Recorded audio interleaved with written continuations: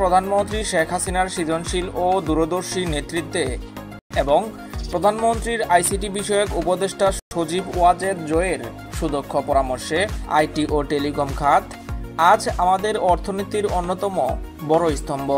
টেলিযোগাযোগ ও তথ্য প্রযুক্তি খাতে মালয়েশিয়া বাংলাদেশে বিনিয়োগ বৃদ্ধি এবং ব্যবসার পরিসর বাড়াতে আগ্রহ প্রকাশ করেছে। বাংলাদেশে নিযুক্ত মালয়েশিয়ার হাইকমিশনার হাসনা মোহাম্মদ হাশিম বৃহস্পতিবার ডাক ও টেলিযোগাযোগ প্রতিমন্ত্রী জুনাইদ আহমেদ পলকের সাথে সচিবালয়ে তার দপ্তরে সৌজন্য সাক্ষাৎকালে হাইকমিশনার এই আগ্রহের কথা জানান।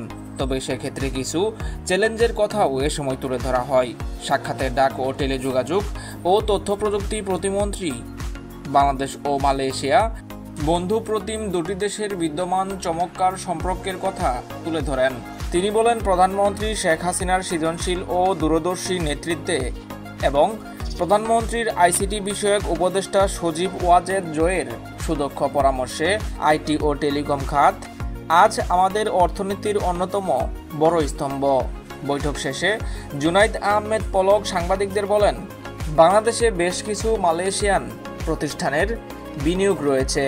মালয়েশিয়ার সরকার ও বেসরকারি প্রতিষ্ঠান বাংলাদেশে তাদের বিনিয়োগ আরও বৃদ্ধি করতে চায় এবং ব্যবসার পরিসর বাড়াতে চায়।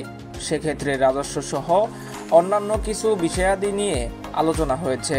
তিনি আশা প্রকাশ করেন, সরকারের পক্ষ থেকে সহযোগিতা বিদ্যমান রেখে ব্যবসা বান্ধব ও বিনিয়োগ বান্ধব পরিবেশ এবং নীতি প্রণয়নের মাধ্যমে আমরা আমাদের আইটি ও টেলিকম সেক্টরকে আরও এগিয়ে নিয়ে যেতে পারব।